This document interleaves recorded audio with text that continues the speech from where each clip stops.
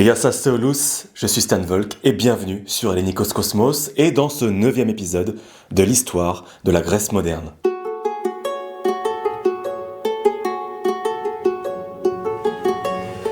Entre 1922 et 1924, la Grèce sort d'une décennie de guerre.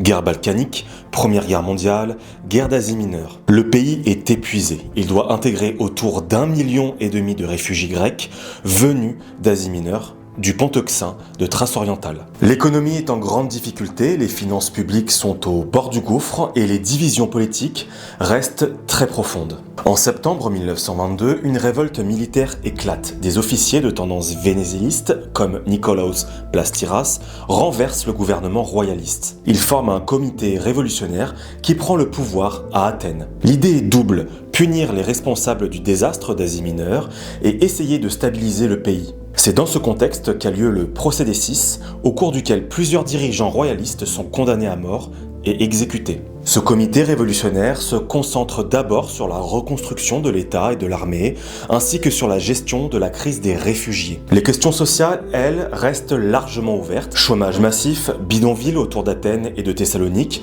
méfiance entre anciens Grecs et réfugiés.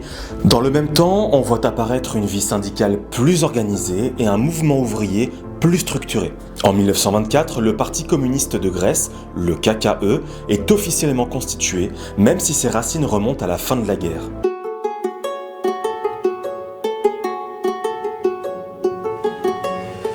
La défaite en Asie mineure discrédite profondément la monarchie. Une partie importante de l'opinion considère que le roi et les gouvernements royalistes ont mené le pays au désastre. En 1923, des élections législatives donnent la majorité au parti proche de Vénizelos. Le roi George II, qui avait succédé à Constantin Ier après la catastrophe, se retrouve quasiment sans soutien politique solide. Sous la pression conjuguée de l'armée, des vénizélistes et du contexte international, il quitte la Grèce. Le 25 mars 1924, date symbolique de la fête nationale grecque, la République est proclamée. L'amiral Pavlos Koundouriotis, figure proche de Vénizelos, devient président de la République. Une nouvelle constitution républicaine est élaborée et finalement adoptée en 1927. Elle renforce le rôle du Parlement, reconnaît des libertés publiques et tente d'encadrer le rôle de l'armée dans la vie politique. C'est aussi à cette période que la Grèce change de calendrier.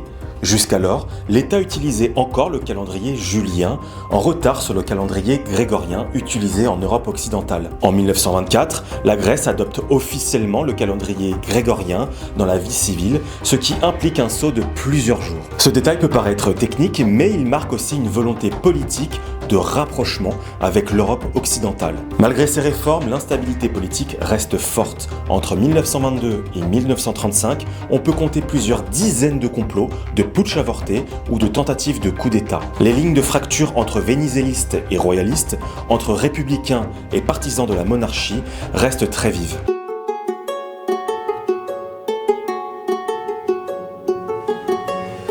Dans les années qui suivent la proclamation de la République, la Grèce doit faire face à 3 grands défis. Intégrer les réfugiés, stabiliser les finances publiques et gérer les tensions sociales. Sur le plan économique, le pays est obligé de recourir massivement à l'emprunt.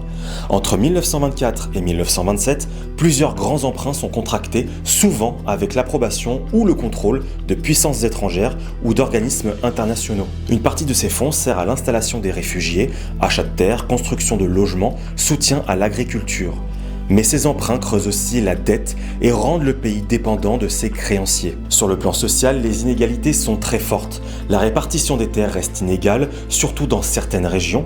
Les réfugiés s'entassent dans des quartiers pauvres avec un accès limité au travail et aux services. Le chômage augmente dans les villes. Ce contexte favorise le développement du mouvement ouvrier et de la gauche radicale. Des syndicats se créent, des grèves éclatent et le KKE prend de l'influence, surtout dans les milieux urbains et parmi les réfugiés. Dans le même temps, les classes moyennes, fonctionnaires, petits commerçants, professions libérales, ressentent un malaise croissant. Elles subissent la crise, voient l'instabilité politique s'installer et se méfient à la fois des élites traditionnelles et des mouvements révolutionnaires. Cette frustration sera l'un des terrains sur lesquels se développera plus tard l'autoritarisme.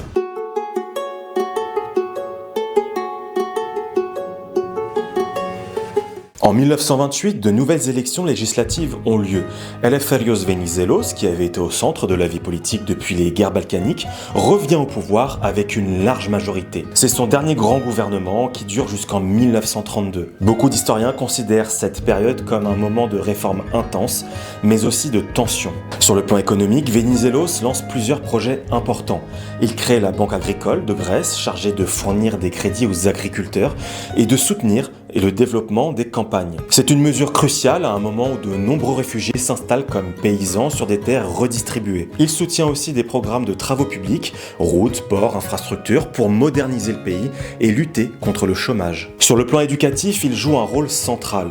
Il introduit un examen d'entrée à l'université afin de réguler l'accès et de renforcer le niveau académique. Surtout, il donne un statut officiel au grec démotique, la langue parlée au quotidien, dans l'enseignement secondaire, au détriment du grec purifié ou la katharevousa. Cette décision est une véritable révolution linguistique.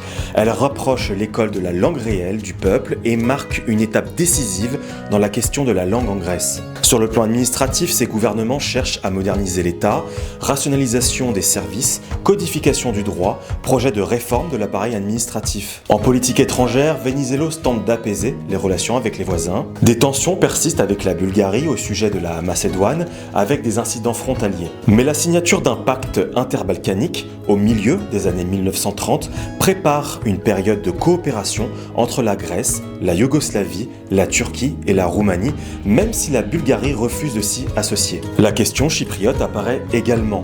Dès les années 1920, les Grecs de Chypre, alors sous domination britannique, revendiquent leur attachement à la Grèce, mais Londres rejette ces demandes. Cependant, ce dernier gouvernement Venizelos a aussi un visage plus autoritaire. La crise économique mondiale de 1929 frappe durement la Grèce. Chute des exportations, notamment du tabac et des raisins secs, chômage, faillite. Les tensions sociales augmentent, les grèves se multiplient. Venizelos, bourgeois libéral et proche des milieux occidentaux, voit la montée du mouvement communiste comme une menace. Il fait voter une loi spéciale, la première grande loi anticommuniste grecque, qui permet de réprimer plus facilement les militants, d'interdire leurs activités et de surveiller les syndicats. Beaucoup lui reprochent cette dérive répressive qui ternit son image démocratique.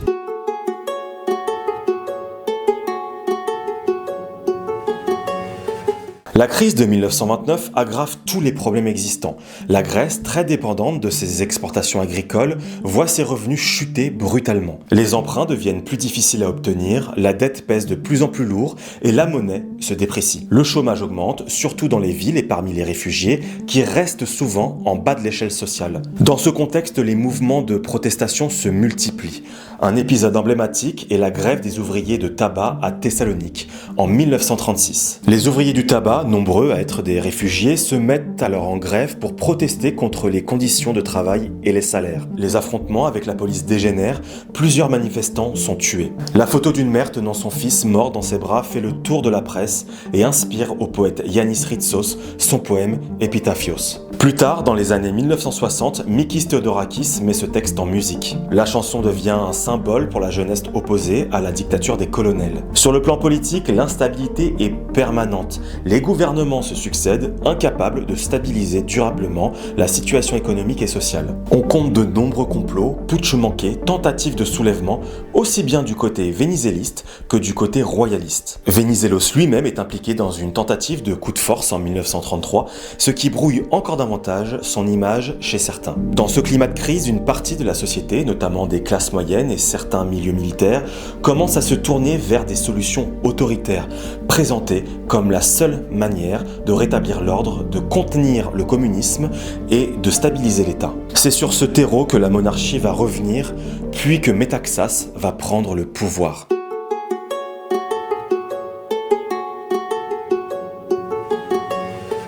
En 1935, après plus de 10 ans de république instable, la monarchie est restaurée. Un référendum est organisé, mais il est largement considéré comme truqué, avec des résultats extrêmement favorables au retour du roi. Officiellement, une large majorité se prononce pour la restauration, mais l'ampleur du oui ne correspond pas à la réalité des rapports de force. Georges II, fils de Constantin Ier, revient sur le trône. Pour une partie de l'opinion, l'idée est que le roi pourrait être un arbitre au-dessus des partis et garantir la stabilité. En pratique, le retour de la monarchie se fait dans un contexte de mécontentement généralisé. La crise économique n'est pas résolue, la gauche progresse et les institutions républicaines n'ont pas réussi à s'enraciner. Le roi s'appuie sur l'armée et sur des milieux conservateurs inquiets de la montée du communisme et des mouvements sociaux. C'est dans ce contexte qu'apparaît Ioannis Metaxas comme figure possible d'un gouvernement fort.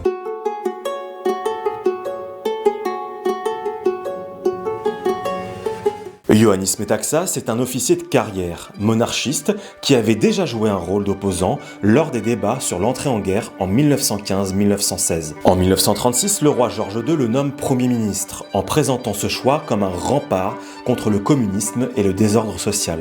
Le 4 août 1936, Metaxas suspend la Constitution, dissout le Parlement et instaure un régime autoritaire. C'est le début de ce qu'on appelle la dictature du 4 août. Il interdit les partis politiques, supprime la liberté de la presse, encadre étroitement les syndicats et la vie associative. Idéologiquement, Metaxas se revendique d'une troisième civilisation grecque, au Tritos Hellenikos Politismos. Selon lui, l'histoire grecque se divise en 3 grandes périodes. L'Antiquité classique, le Moyen-Âge byzantin chrétien et une troisième période moderne qu'il prétend incarner. Il admire certains aspects des régimes de Mussolini et d'Hitler, culte du chef, discipline, propagande, organisation de jeunesse. Mais il ne développe pas de doctrine raciale systématique, ni de projet expansionniste comparable à ceux de l'Italie fasciste ou de l'Allemagne nazie. Il crée une organisation de jeunesse, l'Organisation nationale de la jeunesse, ou en grec Ethniki Organossi Neoleas, ou EON, qui encadre les jeunes, promeut des valeurs de discipline, de patriotisme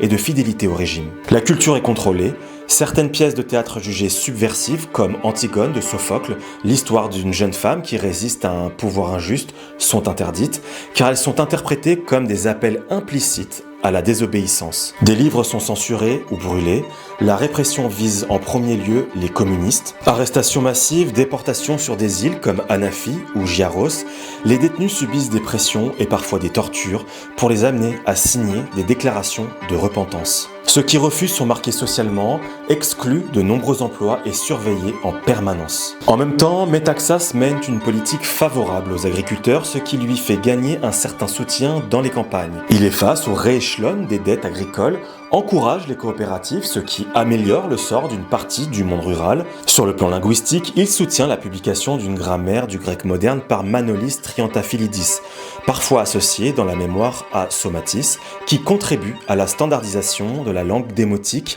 et reste une référence aujourd'hui. Pour une partie de la population, la dictature n'est pas un régime enthousiaste, mais une sorte de moindre mal dans un contexte de peur du communisme et de fatigue face à l'instabilité. Pour d'autres, elle est vécue comme une trahison des idéaux démocratiques, une violation des libertés durement conquises. Entre 1924 et 1935, la Grèce passe par une phase de république fragile, marquée par des tentatives sincères de réforme, notamment sous Venizelos, mais aussi par une instabilité chronique, des crises économiques répétées et une incapacité à trouver un équilibre durable entre les différentes forces politiques et sociales. Les conséquences de la catastrophe d'Asie mineure sont partout, dans la présence massive des réfugiés, dans les tensions sociales, dans la recomposition du paysage politique, dans la montée des mouvements de gauche et dans la réaction conservatrice. La monarchie revient en 1935 dans un climat de lassitude et de peur, et un an plus tard, la dictature de Metaxas s'installe. Cette période prépare le terrain pour ce qui va suivre, la Seconde Guerre mondiale,